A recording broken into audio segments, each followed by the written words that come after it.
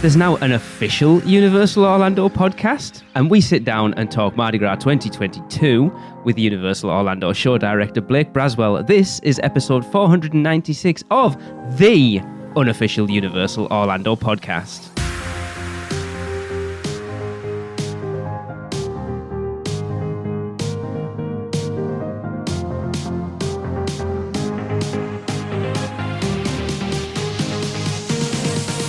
Hey everyone, welcome to the show. Welcome to the longest running Universal Orlando podcast.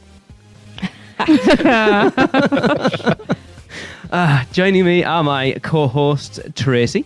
Hello everyone. Christopher. Hey, what's up? And Michelle. Hello everybody. We are going to get into that a little bit later. I have to be careful what I say. But how's everybody doing? Not bad. Good. Doing all right. Has anybody visited Universal Orlando since last we spoke? You took the No. Yes. There you go. See, that's why I asked. See, two Upset people on me. this show have seen Mardi Gras, Yes. but they were in two different locations. Yes. Very much. That's pretty cool, actually, though. It's very cool. We haven't Yeah. seen... Well, we've seen it in different places. We've seen it on the internet. Mm-hmm. So, there you go. Anyway, right, let's kick the show off. We will, of course, as we always do, start off with some little things from Seth. Hi, this is Seth Kaburski from the Unofficial Guides. Just finished surviving a busy President's Week at Universal Orlando, and I am here with your final look at all the little things new around the resort for February of 2022. I want to start out by welcoming our friends at Universal's new Discover Universal blog, which you can find at discoveruniversal.com. They've even got their own podcast and new YouTube video series. So go ahead and check it out. It's not Yes, unofficial, honey. but you might find it interesting. Something else that may now be unofficial is the long-rumored demolition of the Fear Factor Live Stadium at Universal Studios Florida. Official paperwork had been filed to take down the old show's building and possibly replace it with a new Harry Potter attraction, but according to rumors, those plans may currently be on hold or even canceled. Boo. There's also been no official word of progress on the reopening of the Carousel in Seuss Landing at Islands of Adventure, nor do we have a reopening date for Poseidon's Fury in Lost Continent. But there is a new attraction in IOA. It's a King Kong Skull Island virtual reality arcade game, which you can find in the Kingpin Arcade on Marvel Superhero Island. I got to check out this motion simulator VR attraction when it debuted at the IAPA convention last year. And while it's pretty nifty for a video game, I'm not sure if people would want to spend much time and money on it when there's an actual 3D King Kong attraction right around the corner in the park. Yeah. In other attraction news, I had an interesting experience the other day at the Jurassic World Velocicoaster. I was the very last person in the queue for the day, riding on the very last train, and I noticed that they were not allowing people to sit in the back row. Turns out they had been prohibiting people from sitting in the back row of all of the trains that whole day. It's the first time that's ever happened in the back row, but that has happened in the front row before. I hear it's due to some temporary technical issues that they will hopefully resolve quickly. Keep an eye on that, and hopefully by the time I come back for my next little things, I'll be able to let you know that the back row is once again open for riders. We're going to wrap up with some merchandise news. After you get off of riding the Jurassic World Velocicoaster, step into the lower level of the Jurassic Park Discovery Center and check out the new kiosk where you can get a custom-made Jurassic World Employee ID badge. Yes. I've also noticed several shops around the resort now carrying t-shirts made out of 100% recycled materials. These eco-friendly shirts cost $30 and are a mixture of recycled cotton and polyester. And finally, it looks like stores throughout the resort have almost entirely phased out the non-interactive wands for the Wizarding World. Collectible wands for Harry and Hermione are about the only non-interactive wands that you'll find anywhere in stock anymore. They recently used a free wand promotion to clear out the old stock of these collectible wands From now on, if you want to purchase a wand at the Universal Orlando Resort, it's probably going to be an interactive one. And finally, if you heard me talking about some of the Shrek 4D props for sale in the Williams of Hollywood prop shop, but were not able to get over there in time to grab them for yourself before they were snapped up, take a drive west on I-4 to the Lakeland Antique Mall, where you'll find the Vault Collectibles shop with a large selection of authentic Shrek 4D items that were used in the park. One of the $7,500 Pinocchio animatronics have already been snapped up, but you can still pick up signage, props, and even a disposal bin for Ogre Vision glasses from anywhere between $800 and $3,500. Check out vaultcollectibles.com for more information. And finally, I'm going to be headed west soon to Southern California. If you are paying a visit to Universal Studios Hollywood, you might want to know that face masks are now optional there indoors and outdoors, just like they are in Universal Orlando. However, Universal Studios Hollywood is still checking vaccination status, so be sure to have your proof of vaccination or a negative test with you. Okay, that'll be all for this time. I'm Seth Kabursky, author of The Unofficial Guide to Universal Orlando, which you can purchase at theunofficialguides.com. You can find me at the UG Series on Twitter or at The Unofficial Guides on Instagram. And I'll be back in a few more weeks with more little things from around the Universal Orlando Resort. It's interesting that Universal Studios Hollywood are asking for proof of vaccination, yet Orlando have never done it. Do you think that's down to it being a much less busy park? I think it's probably It was state mandated. It's a state, yeah. Right. state law, yeah. Yeah. Over here in Florida, we welcome COVID. Yeah, they're like two opposite. It's polar fair. They won't let opposite. you in unless you have it. So Yeah. it's two different worlds, literally opposite coasts, completely different mindsets. Completely 1,000%. Okay. Yes. Talk about a melting pot. Yeah.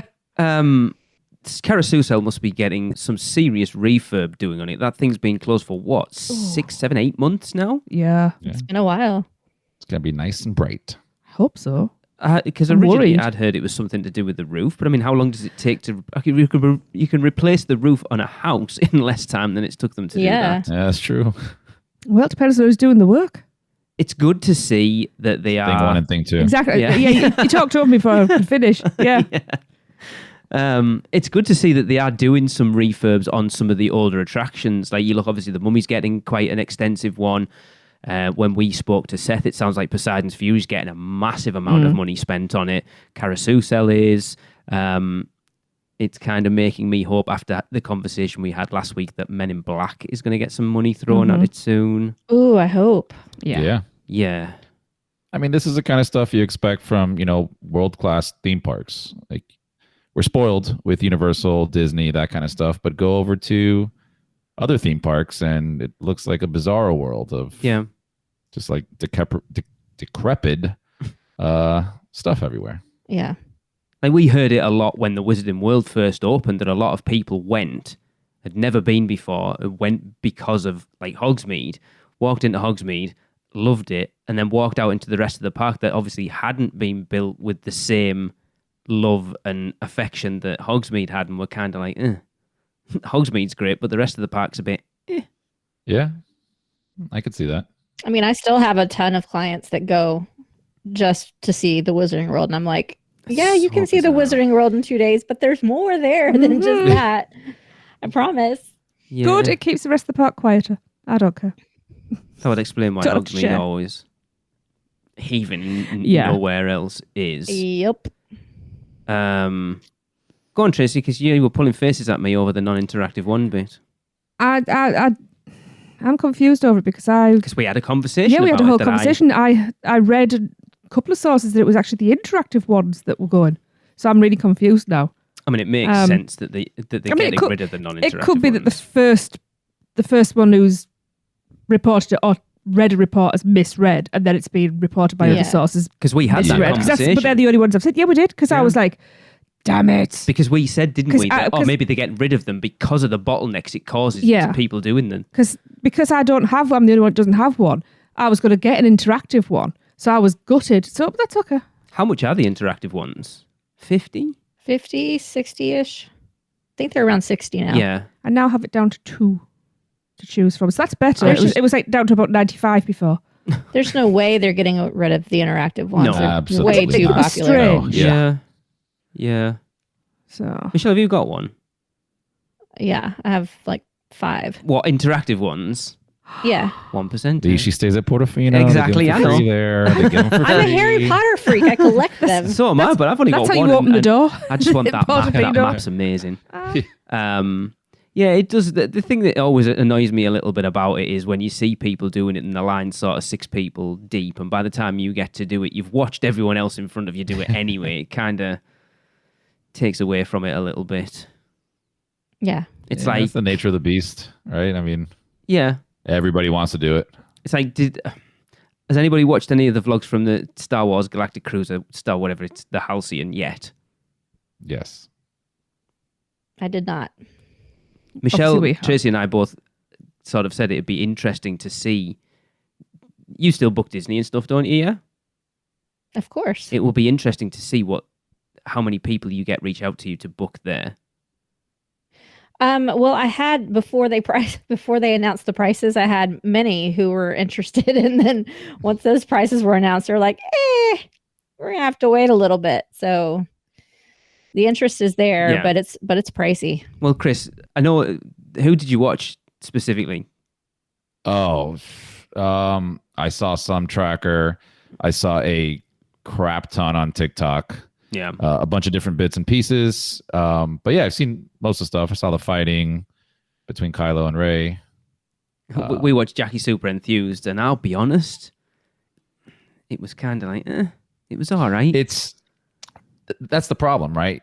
For the money you're paying, it feels a little underwhelming. Yeah. Theming wise, it's really, really cool. Yeah. Like, especially walking into the bridge and seeing all that, like, it looks like you're on a spaceship. It did. I forgot halfway through the video that I was like, oh, they're in a hotel, aren't they? I keep forgetting that. Yeah. I don't know. I'm a huge Star Wars fan, even though I'm bitter from, recent Star Wars stuff, but Disney really, really priced out a lot of people. But they can, right? Because, I mean, Michelle, you would probably know, how far is it booked out till? Like, if somebody wanted to go tomorrow, right? What do you tell I them? honestly don't even know. It's not actually open yet, though, is it? No, but I know next it's week. like pre-booked for a while. Right. I think at it least- opens next week. Yeah. Right. And it's what, between 4,500 and 6,500 for a 2-night stay? Is that right? That's what I read. Yeah, depending on the Crazy. dates. I'll just go on a real ship. It was like the dinner show thing. Tracy and I were both like, it screamed Celestina Warbeck and the Banshees, to be fair. But it felt really awkward. It does feel weird. There's something about it that just kind of feels weird. Maybe they're gonna, fine tune it and get it to where it needs to be. It's just, like you said, it's not even open, right? So this is kind of, media previews, but that's when you need to be knocking it out of the park, because that's your promotion. Yeah. I am hoping it felt a bit clunky because they were condensing 2 days into one, so it was rushed. It was just we're just going to show you the greatest hits of what you're going to do over the course of 2 days in the space of like 6 hours. Yeah. There's just something for me, and I can't pinpoint what it is. Doesn't feel grand. No. It doesn't feel like I paid $4,000 and got $4,000 worth of entertainment. There's just something there that I'm not seeing. Again, I haven't been there. You can tell me, once you go there, it's different.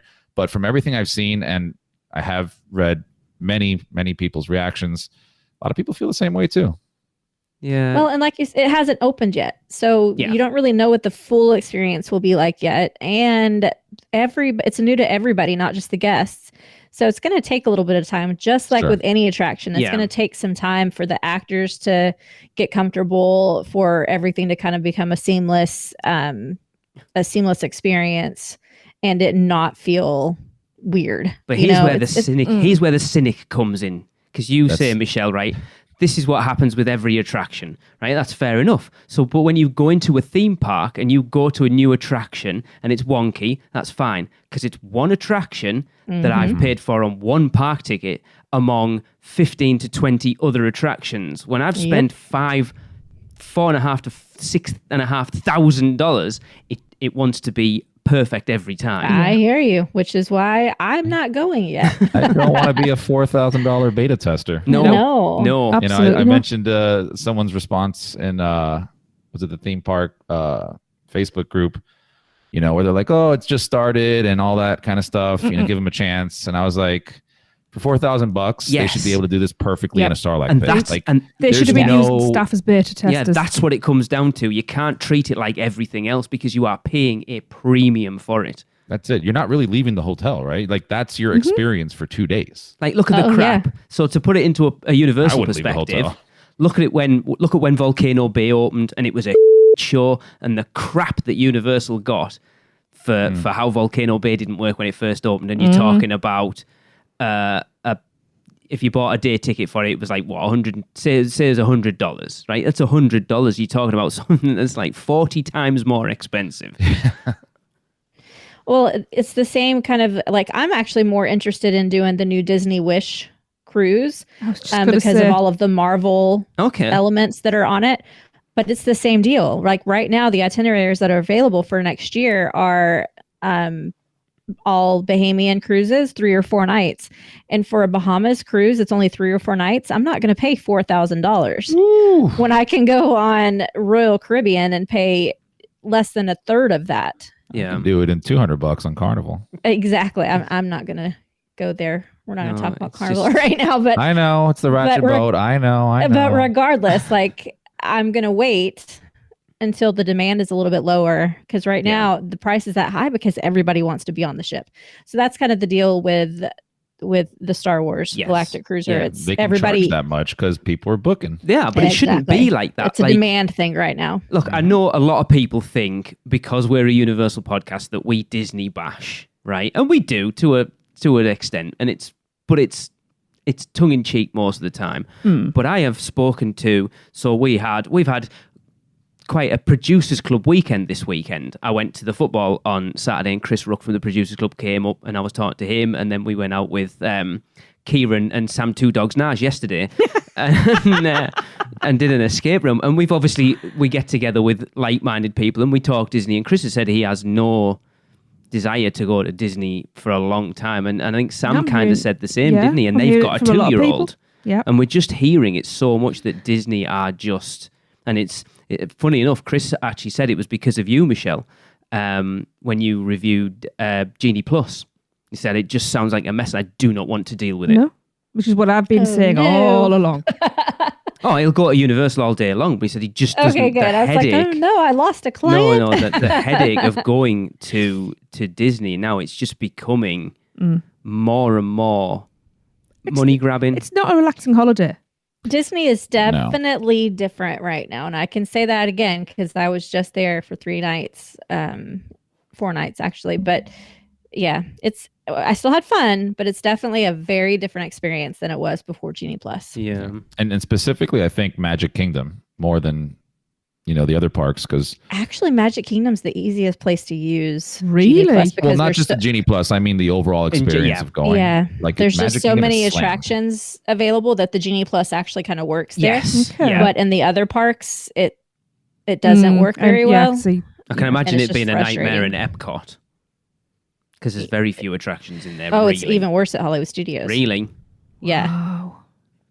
Yeah, it's just like we were talking about. Don't go for the attractions at Epcot. Yeah, like we were talking about it yesterday, just the whole like Kieran and his fiance when their honeymoon are going out and they're talking about riding. They've been to Galaxy's Edge, but they haven't ridden Rise of the Resistance. And I told them like what Seth told us. He said, realistically, just expect to throw $15 at it because otherwise you're not getting on it. And he's like, I will do, but I just think, when you're already paying $120, $130 a ticket, to then have to spend another $30 just to get on their top attraction. Well, you don't have to. You can wait in a 2-hour long line. It might, but what if it's not a 2 hour? Like, Michelle, did they limit the amount of lightning lanes? Yes. So it's not like and they're everyone gone, can have and they're it. gone Okay. in the morning within the first hour. Yeah. I worried about whether if like everyone could buy it and then you're still stuck in a 6-hour line and still don't get on it and you've chucked $30 at it. No, they limit them. Okay. There we go. I feel like I've got Disney bashing off my chest there. Well, we talked a lot of Disney just now. That was a lot of Star Had Wars. and absolutely nothing to do with Seth's little things. No. No. Well, just going back to the wands briefly. I had it down to 2. Oh, yeah, sorry.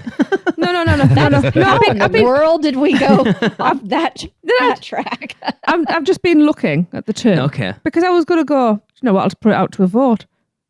You know. But apparently I only have one choice. Which is? So I'm getting Luna's. Okay. Because Molly doesn't have an interactive one. Right. Doesn't the wand pick you? Not in Borgin and Burks, it doesn't. No.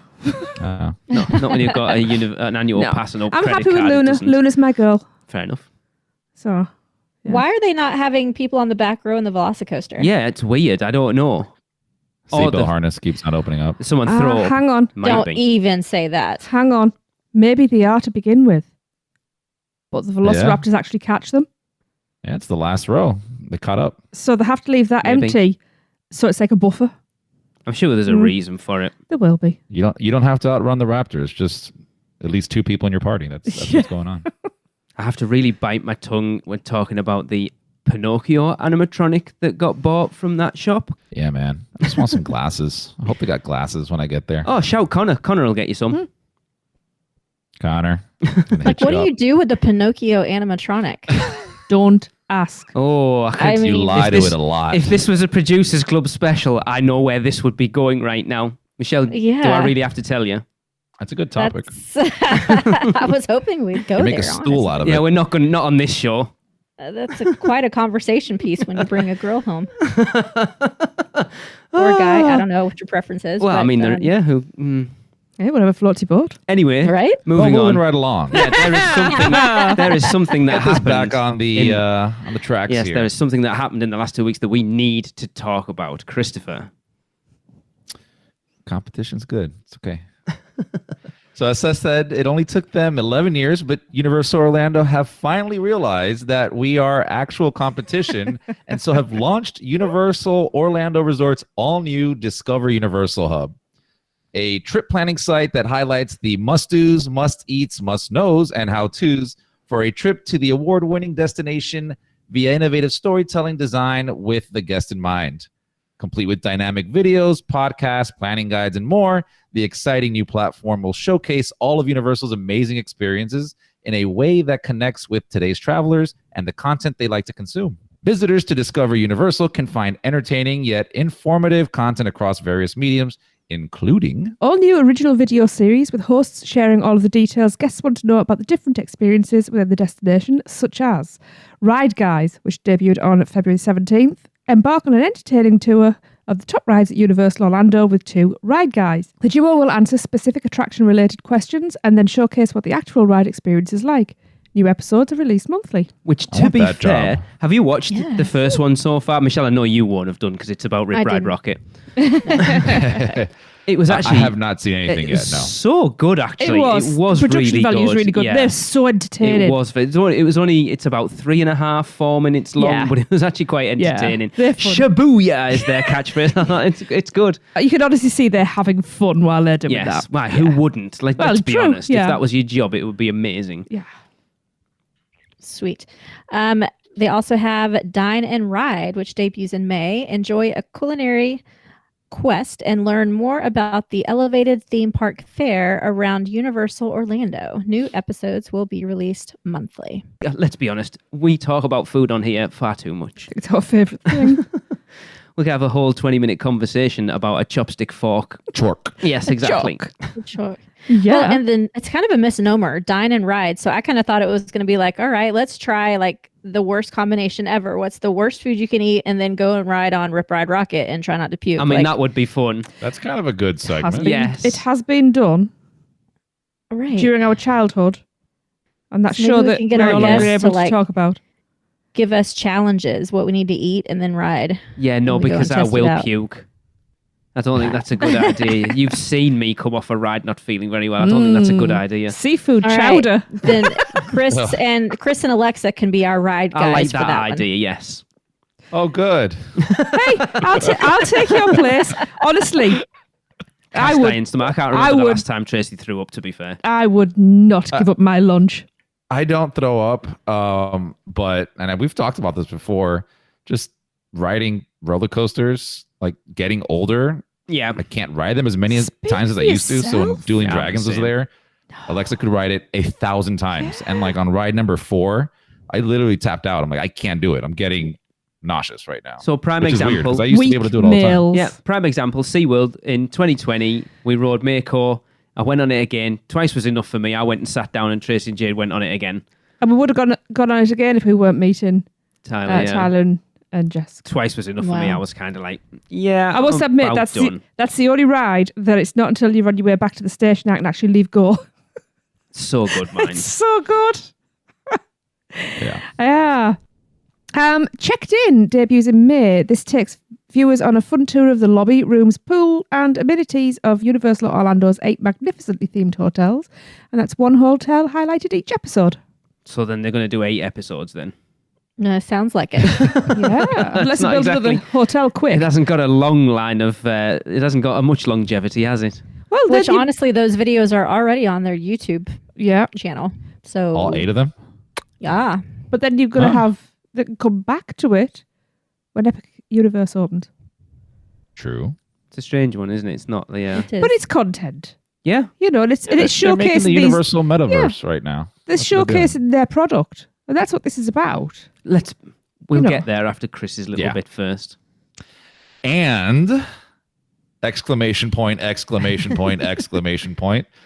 The Discover Universal podcast. The what? Where hosts will discuss the tips, tricks, and must-know details to help guests plan the most epic vacation ever. The intro episode and the first 2 official episodes are available now, and guests can enjoy new episodes bi-weekly. I need someone to clarify bi-weekly, because is it twice a week or every 2 weeks? Yes. Every 2 weeks. I would think it'd be every 2 weeks. It's both. Because they put 2 episodes out the first week. It can be both. Right. So it's just really confusing. I know you haven't. I know you've listened to little bits of it. Have you guys listened to any of the podcasts at the moment? It's on the to-do list. Right. I just can't imagine them putting out 2 episodes every week. That's a lot. No, I think they mean like 2 episodes every other week. Yeah. Yeah, it must be. Yeah. Fortnightly. I've It's listened. the same thing as putting it like once a week. I've listened to all of them so far because, of course, I have to check out the competition. I actually know the girl who is the host on it, and I've been chatting with her a little bit. It's very corporate. Of course it is. Like, it's very... Universal is the best... To be fair, we're like that a little bit of course, at times. Yeah. Yeah, but we're also honest. Yes, and I don't think... From what I've heard so far, I don't think they're going to be allowed to be honest. It's very... And let's be honest, why would you? Why would you own podcast?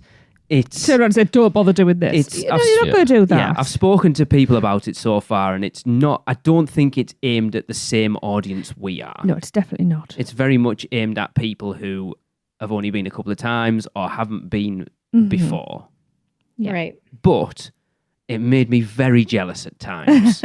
So the first one was an overview of Islands of Adventure, and the second one was the overview of Universal Studios Florida.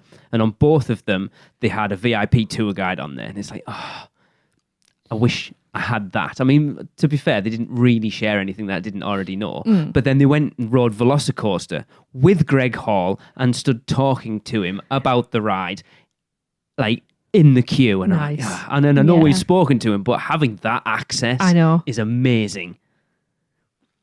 Well, yeah, man, they created it, so they can. Exactly. Yeah. Right. Yeah. Don't feel bad. No one should feel bad. This is Universal's podcast. This isn't people who've gone to Universal and said, we want to be the official podcast. Oh, They no. put it together. They've auditioned people for it. Yeah. So, it's a sales tool at the end of the day. It's like those old like Disney cartoons, or not cartoons, but commercials they would put out. Yes. Like those like 10, 15, the 20 minute video cassette infomercials, tapes. yeah. They're like, come to Disney. It's awesome. And it's like going around the park. Exactly. Like that. Yeah. And the thing that shocks me about it is I am amazed that it has took them this long to do all of this. Because let's be honest, podcasts aren't on the way out, but they certainly aren't as new. Like vlogging's becoming the big thing now. Yeah. Very much YouTube is way bigger than podcasting now.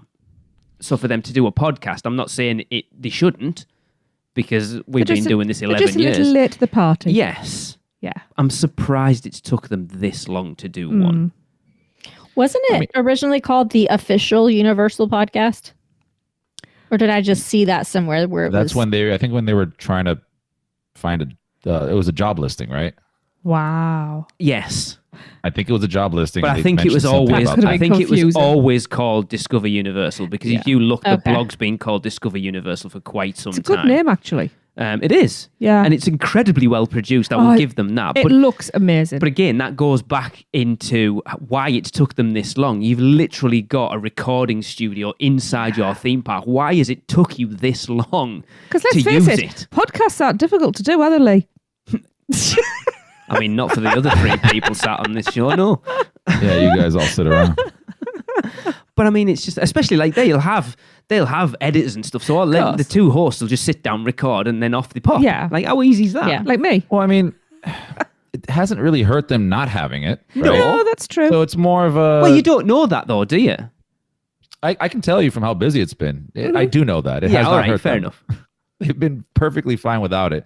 It's just, a new avenue they want to go down and kind of put that out there, and so be it. I mean, they'll be on TikTok next. It's funny because there's still not. It made me go looking, actually, because I've lost touch with a lot of what's going on. Because I used to listen to everything to kind of try and one up everyone, and I just thought a few years ago, I'm going to concentrate on what we're doing, and it doesn't matter what everyone else is doing. Yeah, we do our thing. There's still maybe only 3, possibly 4 strictly dedicated to Universal Orlando podcasts out there. I don't understand it. There's a few that sort of dabble in Hollywood and Orlando, or like Alicia does at Park Stop, like all the Orlando stuff. But there's only about 3 or 4 that are strictly Universal Orlando podcasts, and it's so bizarre. So it is.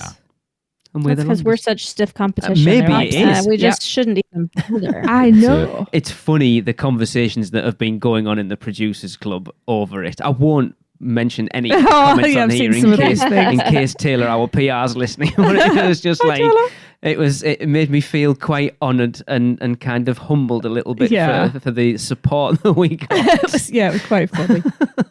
Wait till they hear the unofficial Discover Universal podcast.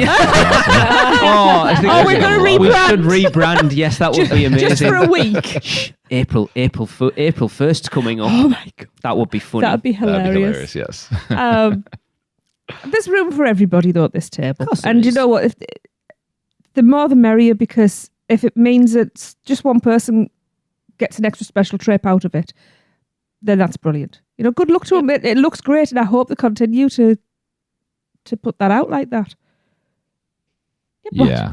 I don't think their intention was to take out the competition.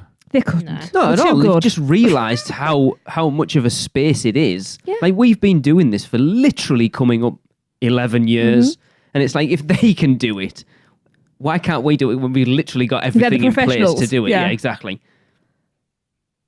Very strange. That'll be interesting to see how it grows. Very much, actually. Yeah. Right. Speaking of producers, as we did just briefly there, Yes. Tracy, some birthdays? Absolutely.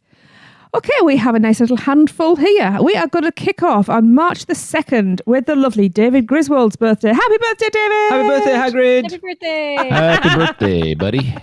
And the following day, March the 3rd, is the lovely, also lovely, everybody's lovely today, Shane Stoot's birthday. Happy birthday, Shane! Happy birthday! Happy birthday! Happy birthday. And they're all in a row here. And the day after that, the 4th, is guess what? The lovely Brandy Thomas's birthday. Happy birthday, Brandy! Happy birthday! Happy birthday. We have a little break for a couple of days to let the cake go down. And then on the 7th, we are celebrating, let me think of a different one, the wonderful Faith Davis's birthday. Happy birthday, Faith! Happy birthday! Happy birthday. And finally, on March the 8th, it is the Exquisite. the exquisite Braden Fine's birthday. Happy birthday, Braden! Happy Happy birthday. birthday. Whew. Can't believe it's March already. It's all right. I got confused this morning and I woke up and I thought it was the end of March and got a bit of a flap. I mean, that would be. Yeah. I'd have missed jury service at that point. Well, I'd had a dream. It doesn't matter, but it was a bit weird. We also have another little congratulations to put out there. We do. Really excited It's an about this actual one. birthday. Yes, An it is. actual really birthday, is. yes. Now, this is a really cool birthday to have as well.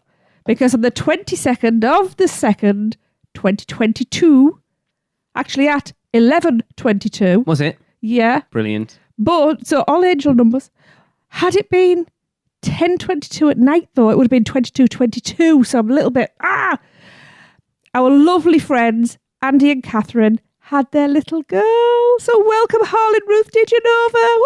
Woo! Oh, happy Yay! birthday, Harlan. Feliz cumpleaños, Harlan. Yay! I'm so excited.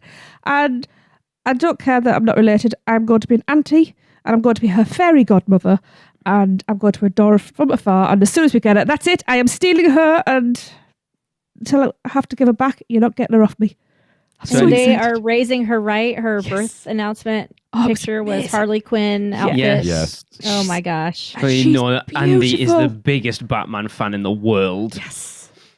Yeah. Oh, I'm just so So excited. cute. I know I took over there, but I'm so excited. I know about Andy's it. been desperate for kids for ages, so it's I've been desperate for kids for them for ages. yes, Yay. she couldn't ask for better parents. Let's be Oh, honest. I know. Oh, yeah. I She's going to know. grow up. Yeah. So congratulations, guys. We're so happy. Yeah. Now they have their writing ticket for Pterodon Flyers. Yes. Yeah. Pteranodon. Oh. Was that on purpose there, Chris? Yes. Just so Come yeah. on, man. I'm never going to say it. Don't worry. Well, while I won't give Chris a slap, we'll take a quick break and hear from our sponsors.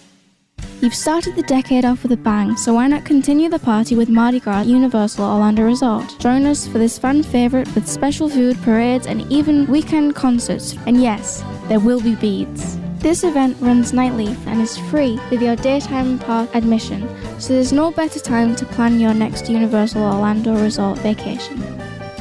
Be sure to let the experts at Mouse Muggle Travel Company take care of all your travel needs. Earning the distinction of being an earmarked agency specializing in Disney destinations, as well as becoming one of the first to be named a U Preferred agency with Universal Parks and Resorts vacations. Mouse Muggle Travel Company will ensure you receive top-rate customized service. Just visit mousemuggle.com to fill out a non-obligation quote request or send your request to info@mouseandmuggle.com. Their team can take care of you no matter where in the world you go. With a flick of their wand and a little bit of pixie dust, the process will be so seamless. Some might even say it's simply magical. Welcome back, everyone. We are getting into Mardi Gras territory now. Now, before I let Michelle go about, as we heard, she was there last weekend, so we're going to let her sort of talk briefly about her experience because we want to talk a bit more about it properly when Chris has been. But last week, Chris, Tracy and I got to sit down with our awesome friend, Mr. Blake Braswell, is Senior Show Director for Universal Orlando, and discuss this year's event with him. So it is over to us in the past. Woo. Hey everyone, Mardi Gras 2022 at Universal Orlando is of course well underway, and sadly we are not there, but we are happy to be sitting down, not in person unfortunately like we did in 2020 though, but please welcome our good friend and Senior Show Director, Mr. Blake, the Arsenal fan Braswell. That's right. How are you doing? Wait, I guess maybe I'll change my background to a good Arsenal. There we go. You can be happy at the moment because you know you won at the weekend and you don't play till tomorrow night, so it's cool, it's all good. It's true. It's true. Blake, it feels like a long time since we've had you on the podcast. Mm-hmm. It has been. I mean, it's at least been a year, right? I'm trying to... It must have been. It's pandemic years, so they go way faster. I don't know, because we didn't... Horror Nights last year. I don't even remember we doing one. I'm assuming... Oh, we did. It was Laura. Oh, that's right. Yes, it was. Yeah, Yeah. that's right. I wasn't in on that one. It may well be Mardi Gras 2 years ago. Good grief. Wow. That's disgusting. That's terrible. Yeah. Speaking of Mardi Gras 2022, we'll see. These are Lee's words and not mine, so don't come at me. Barring a disaster, if it all goes wrong, it wasn't my fault. Okay? So this will see the first full year of Universal Orlando's Mardi Gras celebration since 2019. Blake, it must be an amazing feeling to get the full event back on with everything that's gone on. It's awesome. I mean, to have this thing get kicked off again, and then to also kind of add a whole new other layer that's like bigger and better than we'd ever done before. So bringing the parade back is awesome. I mean, last year we did our amended version where we had the floats, throughout the park, and then the food festival aspect. And the food festival was so popular. And that went over so well that is coming back again this go round. But we have the parade back too, and with a whole bunch of some fun changes to everything. So yeah, it's good to be partying out of this world again. It was good last year. It was interesting the way you did it with it was very creative. Yeah, it was. I think we've talked about it quite a lot on the podcast that the pandemic made you guys look at your seasonal events through a different lens and sort of change things, but I think I've learned some lessons that taking into the full event normally that you can use. Well, and it gave us an excuse to try things that some of us have wanted to try. Like I've always wanted Mardi Gras to feel like it was more across the entire park, and that happened the last go round, and then that has stayed this year where there's stuff that you can do all around the Universal Studios side. Yeah, I think that also makes the event feel a lot bigger too. Yeah, it feels more immersive just in general because it's covering the entire thing. Yeah, like you look back when we came over in 2020, it was very much sort of focused on that sort of production central, sort of New York front half area where all the food was, and now it's spread out everywhere. We've said it feels much more like the other seasonal events now. Yeah. That's right. And I think we run longer than Halloween. So there you go. Last year, you definitely did. This is very true. So the parade is back in full effect this year, and the theme is Planet Mardi Gras. It must be difficult to come up with a different theme every year. What was the inspiration for this year's theme? So, I mean, if it's difficult, if it's fun, it's because the way it works is like what we do. So Kern Studios, who builds the floats, and they've been doing it since, I think, 32. I had to double check the website, but they've been doing it in New Orleans for Mardi Gras for a long time. So what we do is we travel out and we'll have you get a couple of ideas in the back of your head that we kind of talked about, but really it's this bizarre shopping experience where they have all these warehouses with just all the different props and pieces that they've used over the years. And some things we'll pick to actually use, or a thing like this, but can you build one that's more like X, Y, or Z? So you go and you just start seeing, I mean, I don't know how many warehouses we went to. We went to a ton. And it's this odd shopping experience where you're like, oh, here's a giant head of the Greek god Zeus, and next to it is a cowboy. Oh, look over here, there's a dinosaur. Look, there's an alien. So one of the things I wanted to pursue was a kind of space thing. We've done a celestial thing that was more like stars centric, and I wanted to do a more science fiction-y space kind of thing. And as we went in, their main studio where you can go and actually tour as a tourist, like what they do. They had this really cool sun and a really cool moon out there, and it's something we thought would be a cool creature. And then we saw these like oversized, weird plants they had, and so we quickly started finding all these pieces. And we went back to the hotel and kind of laid out like the 6 themed floats, and marked out like, well, if the idea is we're going to get to Planet Mardi Gras, what's the story? And we mapped out our story, and then started picking which pieces we wanted on each float to sort of wrap it up and tell that story. It's a blast. It's a ton of fun to go over there and play at Kern Studio and see all the stuff they've got. Well, Chris, you were actually in New Orleans this weekend, weren't you? I just got back on Monday from New Orleans, and the first thing I said, because Mardi Gras starts this week over there technically, but they're running parades for the past 2 weeks. Saw my first parade, and the first thing that came to my mind, I go, these guys are ripping off Universal Studios.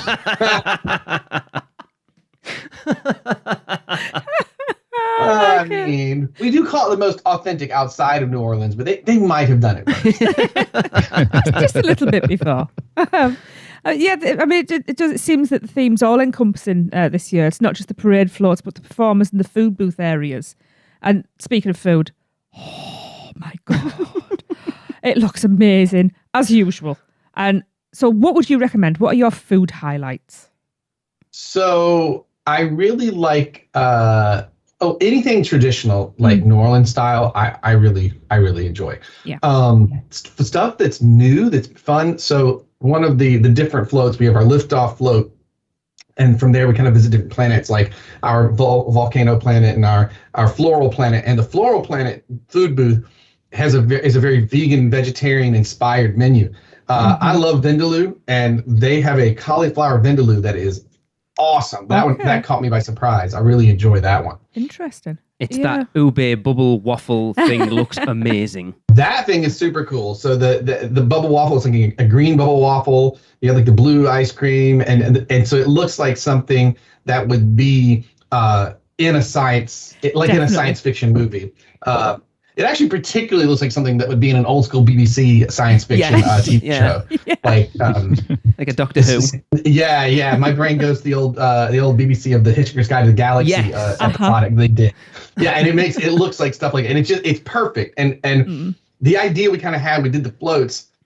When we showed them to the costume designer, the costumes he brought back were like, yes, somehow you reached into my brain, and that is exactly what we're going for. And then I felt like the chefs did the same thing when they started coming up with all the ideas for the food. You're like, oh my gosh, like, yes, we didn't know how far they'd go down the rabbit hole of the theme. We were like, here's our theme, but just know that overall for us, Mardi Gras is the theme. And then we have a theme layered in. So don't feel like, because we were like, I don't know what you can really do with space. I was like, onion rings of Saturn is the only one.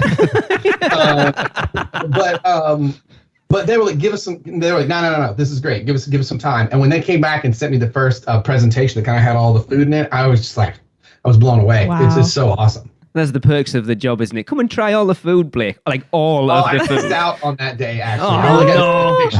Yes, there was a day of the taste test, and I totally missed out on that. No. Do they taste test that entire king cake now? Since it's so bite-sized? Just the whole thing. Just the whole thing per person. We talked about some of the highlights from the Universal blog post last week on the show, and the one thing, this is going to make you laugh, the thing we focused on more than anything was the chopstick fork thing that's now part of it. Yeah. At the opening day, we did a little media thing, and I went in to try some of the food afterwards, and I saw that, and I was like, that's kind of cool, actually. Yeah. I couldn't believe I've never seen that before. Yeah. I mean, it makes sense. Yeah, it does. Yeah. I need one of those. I need to fly over just to get one. Yeah, because see, I like to prefer to eat my salad with chopsticks, so that'd be perfect for me. If I had a steak and a salad, I'd flip it over and eat my. I thought you were talking about just having a salad at that point, Blake. It was like, what, a salad? Oh, no. And then the forks for the steak. See, you got that. Yeah. I mean, the food looks amazing. As it does, I love how much the food has become a staple of all the seasonal events now. You look how much it's part of Horror Nights. Look, we can't come on and talk to Blake and not talk about Horror Nights. Look, I even wore my Ghostbusters Horror Nights 2019 shirt because I got confused. Well, I made sure you could see my crash flying saucer from HHN 27/30.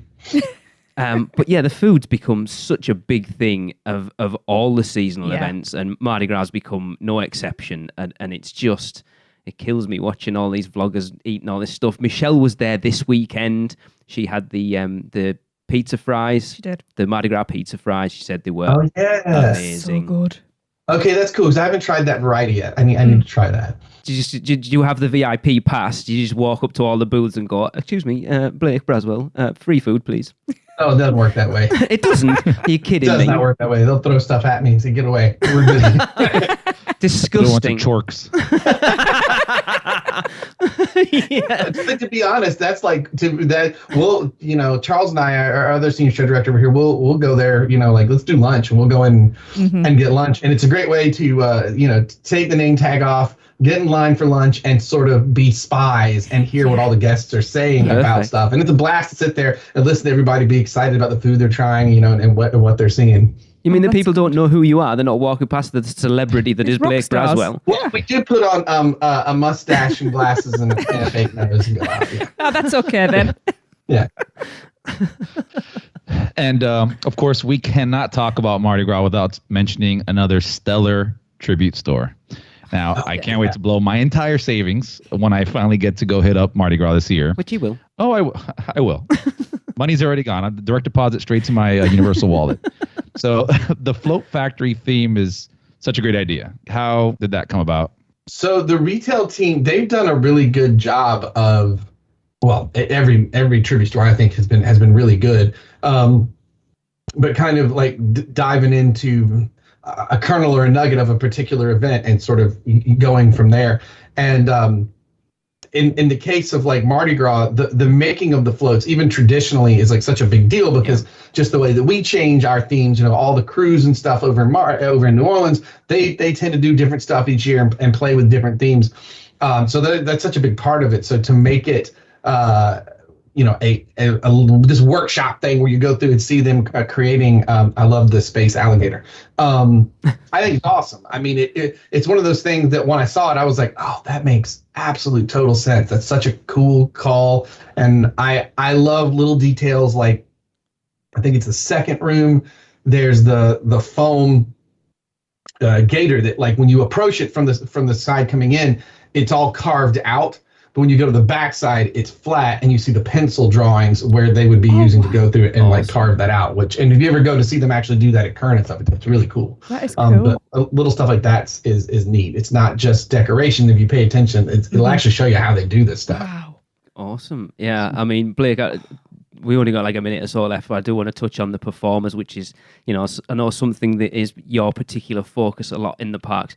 Having watched quite a few vlogs from Mardi Gras, the performers, again, are on point. They are so much fun to interact with. And you knew that it was going to work when they came in and we started doing the fittings. And as people started seeing their costumes, like the reactions you were hearing from everybody, I was like, okay, nice. they're going to enjoy this. And then they have, like, literally, it was like, get them in costume, turn them loose on the guests, and they've just been a blast. Yeah. My whole thing is, like, if you go have a party, everybody else will join you for the party, and they've been doing a great job of that. You can see they're really enjoying themselves. It absolutely shines through. Yeah. Speaking of shining, they light up this year. I like it. That's a whole new thing. Hey.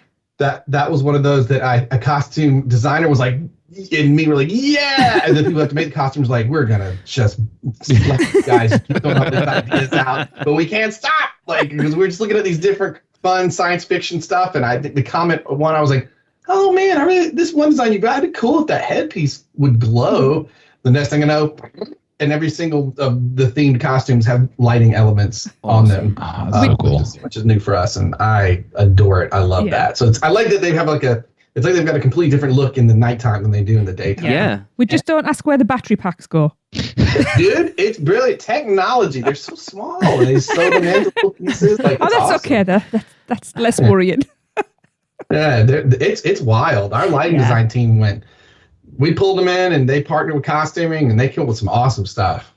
Yeah, it looks, again, another stunning event. I'm actually, it's killing me actually that I'm not there this year. I know we've got 2 trips and I've got Horror Nights and the holidays to look forward to, but this year I'm sitting looking at Mardi Gras thinking, we could have had a triple whammy. It would have been awesome to do all 3.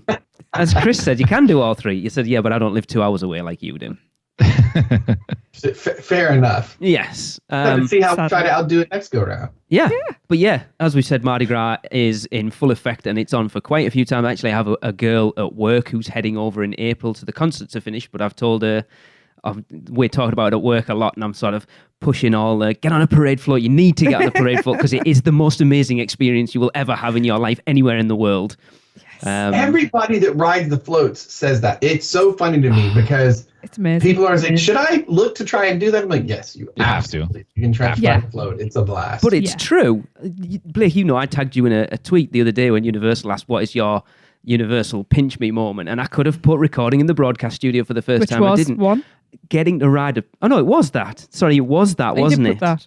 I did put it was recording with you in the broadcast studio. Oh well, I was going to say on the parade float, but that's a close second. Yeah, it's a very close second. It is a very close. It's one of those like who gets to go to a theme park and be actually part of the theme park. Yeah, I know. It's so awesome. Imagine if you were king and queen of the float. That would have been really cool. Flex. Humble brag. Humble brag. There you go. Goals. But yes, of course, it is going. Tracy and I are gutted we're not going, and we're going to have to live vicariously through Chris, and we did Michelle this weekend, and of course our listeners. Get down. You are guaranteed a fantastic time. So thank you, Blake, for taking the time to come and speak, because we love speaking to you. Anytime. Love chatting with you all. Well, we will see you in September, sir, for Halloween Horror Nights in person. Yes. Perfect. Welcome back, everyone. I hope you enjoyed that interview. We had to cut it short because, to be fair, Chris Tracy and I probably spent more time talking not about Mardi Gras with Blake than we did about Mardi Gras afterwards. We just love talking to Blake. Though. It's just it's awesome. Yeah, it's always a fun time. Yeah, it's just chatting with a buddy. It's such a shame you couldn't have been there, Michelle. I know. It would have been cool with all four of us. Yeah. It would have. Again, But hopefully that was what? That was Wednesday. I was driving back from. Right. Yeah. Yeah. Yeah. I was tuckered out. Because again, the fact that we did it on Teams means we could have all been in it. It makes it much easier to record. But Mardi Gras this year sounds just amazing. Again, it's killing me that we're not there. Michelle, just put me out my misery. Is it as good as it sounds? Say no. No, it was really good. I was there on a bad weekend. It was President's Day weekend. And it was so crazy busy. I mean, I was only there for one day. First of all, we stayed one night.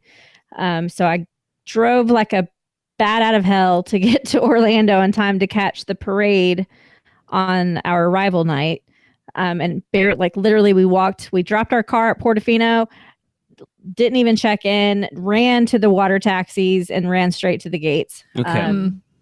And literally walked in the park as like the third float was passing by. So we just, ran over to where like Mel's Diner was and got our spots there to catch it coming back in. But the parade was phenomenal. Gorgeous. It looks really good. Yeah, the stilt walkers and the actors were all like on point. It's weird because it was dark, wasn't it? It was. So I've commented this to Tracy. When we were over last time, when we came out for it, it wasn't dark when we did the parade.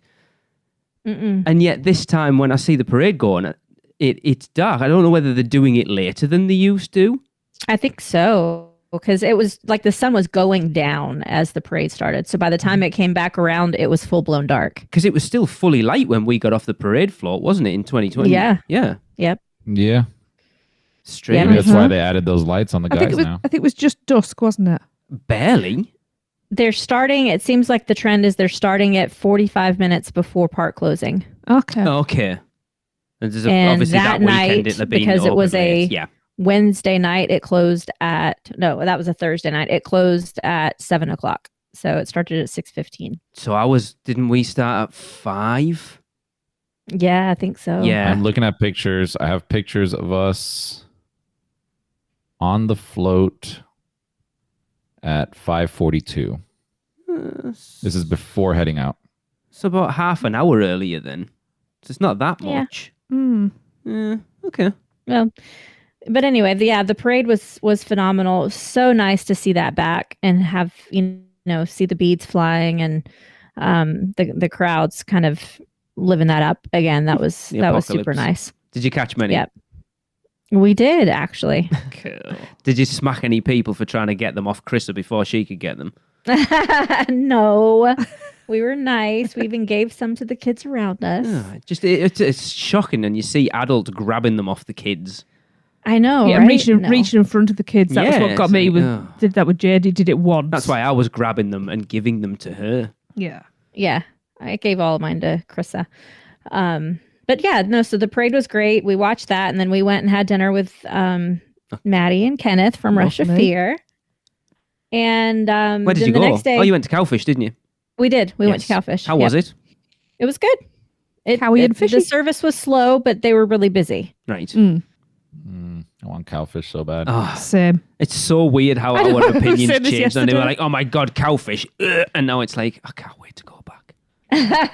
No, it was good. And eat everybody's food, apparently. Yeah. Yes, you do.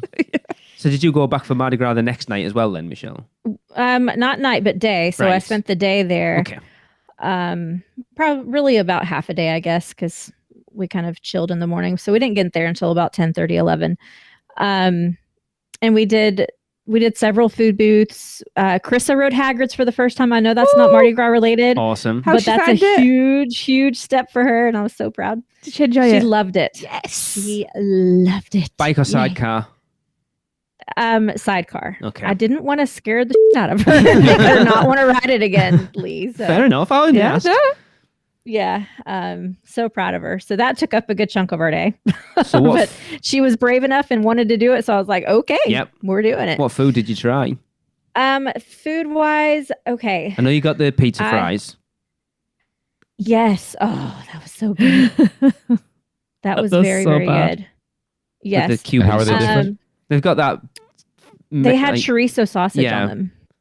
Don't remember. We had a whole thing about what was it? It was like a Cuban sausage. Yeah. Yeah. I have to go back and look at my pictures real fast. I don't remember what all I had. Tell me you had the bubble waffle. No, but Maddie did. Okay. She said it was absolutely amazing. Yeah, it looks it. What else did I have? My friends had some other stuff too. The pizza fries were amazing and very filling. So I didn't try a whole lot else after that. I did, of course, have beignets, and I had the arepa. That's what I had. The carnitas arepa. That one there. So good. It's with the avocado inside, right? Yes, it was super, super good. Did you use your lanyard from last time then? Yes, and I still have credits left on it. Okay. But I did also buy the other food credits too. Oh, the gift card. Yeah, I bought 2 of them because they don't expire, and I saved like $60. So I was like, shoot. Well, it's funny. I'm just going to jump in now because we got an email from Joe Turner. And he said, good day, I wanted to provide some feedback after listening to your Mardi Gras podcast from a couple of weeks ago. I went to Universal Orlando a couple of weeks ago and bought and used the gift cards. As you mentioned, the cards are sold at a discounted rate and they don't expire. However, it's not just limited to Mardi Gras like the previous lanyards. They can be used at any place designated by Universal Orlando as selling food in all the parks and city walks. As we found out, hotels excluded. The tribute store was one place where we tried but couldn't use the card even for the food items there. That's good to know. They can even be used at sit-down dining establishments for both the meal and tip. You just need to make sure there is enough of a balance on the card so you don't stiff the server. Additionally, you can also receive your annual pass holder discount when you purchase the food. Basically, with my preferred 10% discount and a 20% discount on the $150 card, this is the 30% discount on dining, which is a very good deal in my opinion. Even though I live far enough away from Florida that I can only make it up a few times a year, I wound up purchasing a bunch of extra cards and plan to use them when I go down there again for Halloween Horror Nights. Yep. That's a bargain. Yeah. Yep. So I bought 2 of the $150 ones. So I saved $60 and then I get my AP discount on top of that. So sweet. Yeah. That's amazing, actually. And he said the restaurant's like at City Walk as well, right? Yeah. Everywhere that cool. sells food apart from the Except for hotels. And Tribute Store. Yeah, and the Tribute Store. Yep. Jesus. Cool. That's awesome deal. Yeah. So anyway, I had the arepas, I had the beignets, obligatory. And then in the Tribute Store, we got the, it was like a Bananas Foster, they called it like a chocolate shot, but it was just basically a little like chocolate cup with some kind of Bananas Foster pudding type stuff in the middle. Okay. I had one of the brownies, Mardi Gras brownie concoctions, and then also the King's cake. The King's cake? King cake. It's just King cake. King cake. I can't talk right now. The King's cake. Did you have the little one or the massive one? No, I didn't have the huge king cake. It was just like this little, it looked almost like a cookie. Yeah. Like I didn't know they had 2 sizes. That's awesome. Yeah, we talked about it a couple of weeks ago, Chris. That we told you like what we've seen. The big one is as big as the Simpsons donut. No, that's the one I thought. Oh, right. Was the Yeah, only no, they one. do a little I didn't one know as there was well. a smaller one. Yeah. I mean, not that I'm going to get the smaller one, but I didn't know there was a smaller one. So basically, there's sample size and tracer size. Here we go. There's bite size. Yeah, the sampling size. tasting size. Yeah, that was what it The was. taste size. How was all the food? Like, especially Everything the Banana that Fosters and brownies, that kind of stuff. Everything I had was great, and everything that I've heard from other people that have gone and tried different things, loved them. I was there, met up with a friend who's vegan. She tried a bunch of the vegan options and was amazed. Yeah, I know you weren't there, Michelle, but apparently, not apparently, because he's told us. Blake said the cauliflower vindaloo is to die for. Really? I've not heard a bad thing about any of the food. No. And actually, even though it was really crowded in the parks, the lines for the food booths were not crazy long like they were last year. Okay. Which is interesting. So I don't know if it was just a timing thing when I was actually trying to get the food or what, but the crowds were horrendous. Which What sort of wait times are we talking for the rides then at that point? I mean, I had Express Pass. And even with my Express Pass, I waited 30 minutes for Spider-Man. Wow. Yeah, that is busy then.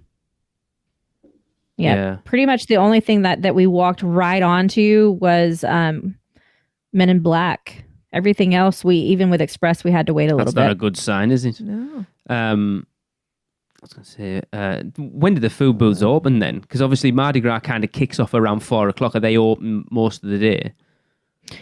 Yeah, I don't think they open with park open, but they open pretty soon after that. I would say they're probably open by 10. That's good. Really? That's earlier than usual because we're normally scrabbling around trying to find something to eat before 11. To be fair, Quite pleased to hear that. When there's that many food booths, I don't know why you wouldn't open them earlier. No. Because there's so many booths now, and if you want to try a ton of the stuff, then they're going to need to be open early. Maybe personnel. Yeah, which might have contributed to the fact that the lines for the food booths weren't that long because everybody wasn't scrambling right at noon. Yeah, when they're starving to get food all at once. But aside holiday weekend aside, it was a fabulous event. I did not experience a concert because we hopped over to Disney after that to meet up with friends for the remainder of our trip. So I didn't do a concert. Saw the parade the night before. The tribute store was the tribute store was not amazing to me this time. Okay. Because of what? I guess it was kind of okay, but it was the parade float warehouse, and it just looked like there were like blueprints of the parade floats that they might have used to build the parade floats, and like tools and stuff that they use, and cardboard or styrofoam renderings. It was more like architectural type stuff. There were a couple of really cute photo ops, like the throne was all decorated super cute for photo ops, but the rest of it was very underwhelming for me in comparison to all the other tribute stores that they've had. I think it's difficult, isn't it? Because they've got when you're trying to come up with a new theme for something like Mardi Gras, there's only so much you can do, and I think it looks pretty cool. We told Blake we thought it looked pretty cool. Michelle, Blake, if you're listening, I don't speak. Michelle speaks for herself. I do completely speak for myself. Plus, it could be blank walls, and if I could just get there, I'd still go and enjoy blank walls. So, I just I like crazy super detail and all the fancy stuff, and that to me was like architectural stuff, which just isn't super interesting to me personally. Yeah, that's fair enough. Yeah. That other little monster store though. Have you not been in Fabulous. There before? Is that the first time you've been in? This one that's in the Mummy. Yeah. Yeah. Oh, I thought you'd been in it before for some reason.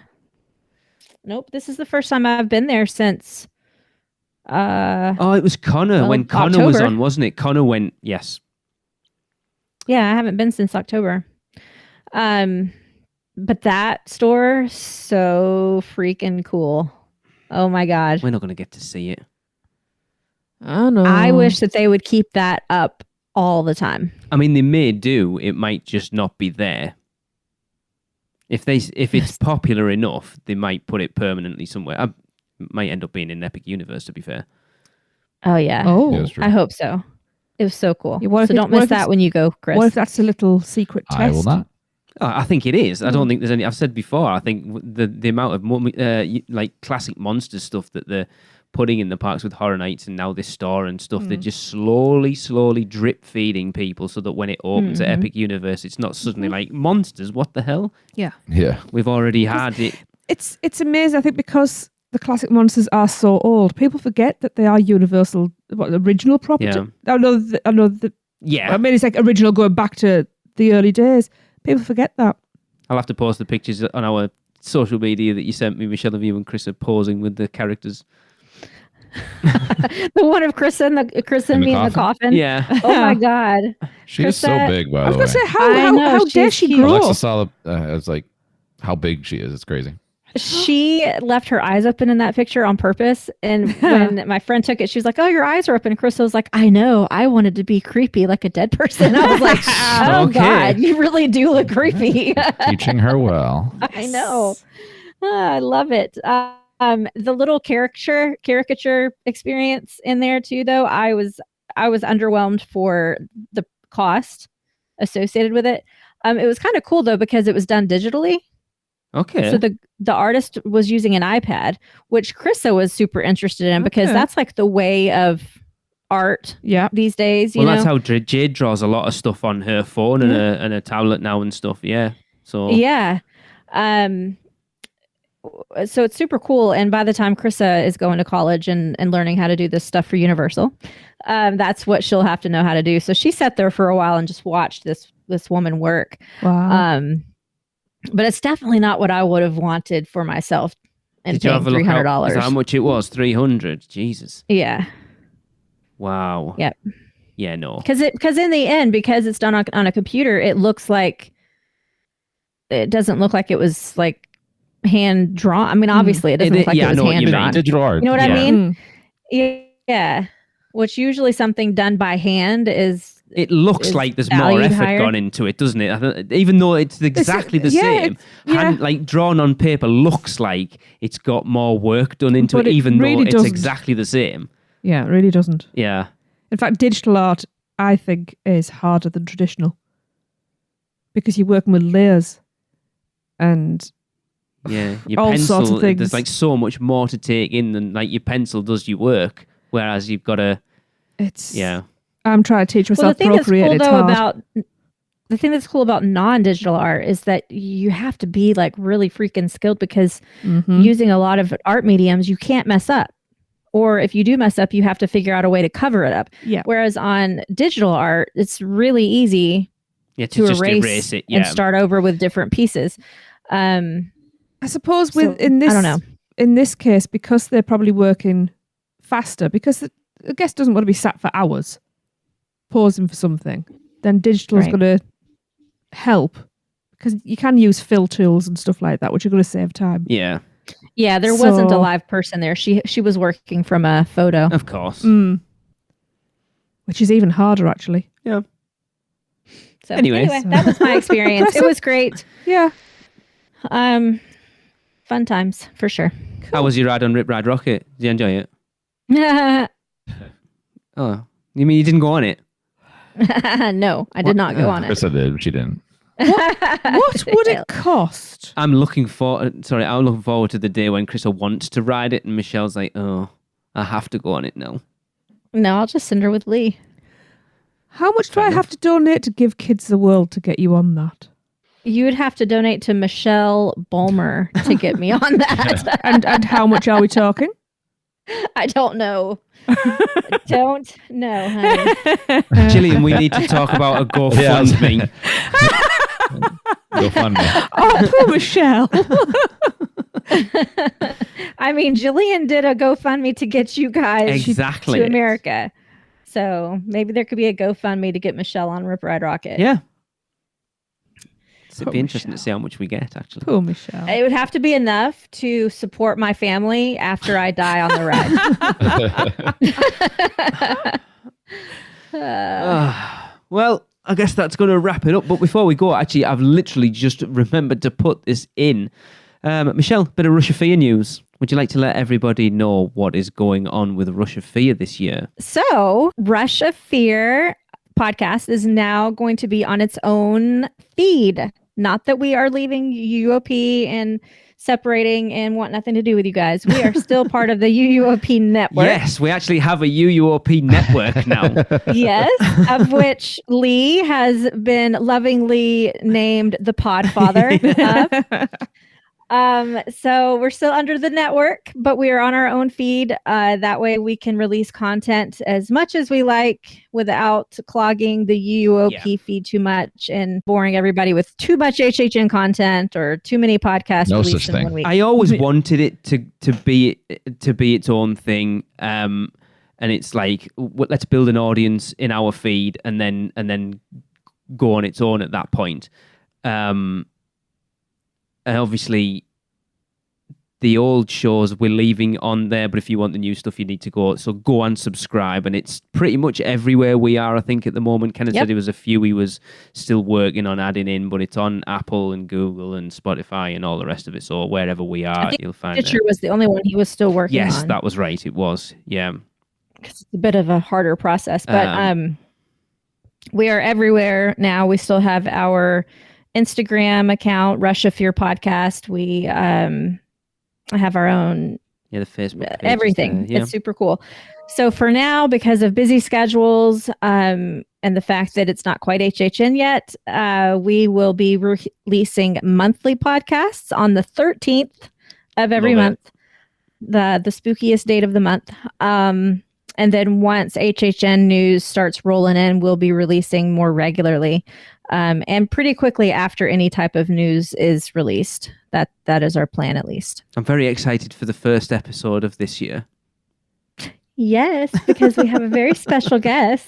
So if you want to hear Mr. Lee Malaby gush and gush and gush about his wish list for this year's HHN, be sure to tune in. That will drop on March 13th. Yeah, great day. But again, it kind of came out of the fact that this year, knowing Tracy and I are coming over, we're gonna review the shit out of Horror Nights like we always do. Yeah. And we get a few complaints around that time of the year anyway that we cover that there's too much Halloween Horror Nights, which, as Chris says, I agree with. It's ludicrous. Suck it up, people. I don't understand.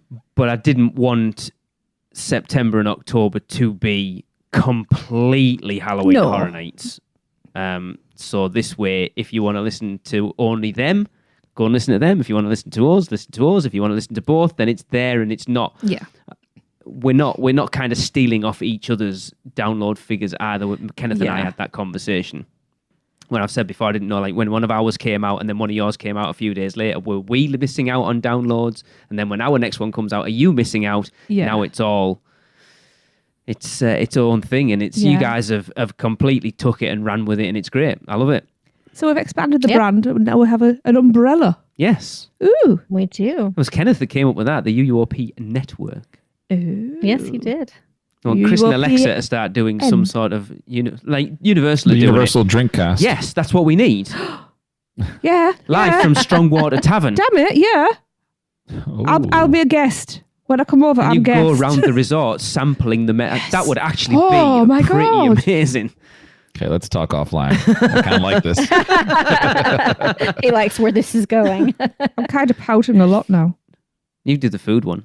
I'm not there. Am I going out there permanently? Unfortunately, Damn not. it! You can't You just dangle got to that. record like 30 episodes when you come out this when year. you're there. You can't dangle that matcha green tea puff in front of me. Aha!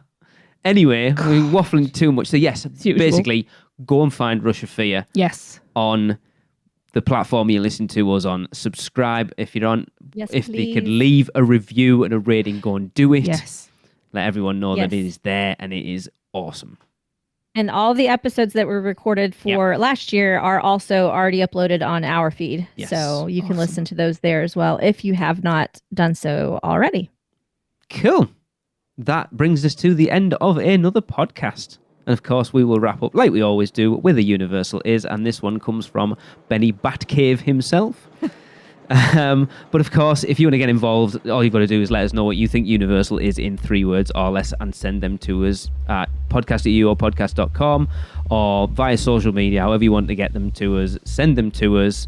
But for now, to end this show, Benny says Universal is my second home. You mean my second home? No, my second home. Our second home. Yeah. See you next week, everyone. That was another episode of the unofficial Universal Orlando podcast, the best and only podcast about Universal Orlando on the island. Check us out on social media, on Facebook, Instagram, Twitter, YouTube, and Pinterest. Just search UUO Podcast. For all the podcasts, news, and articles, check out our blog at uuopodcast.com.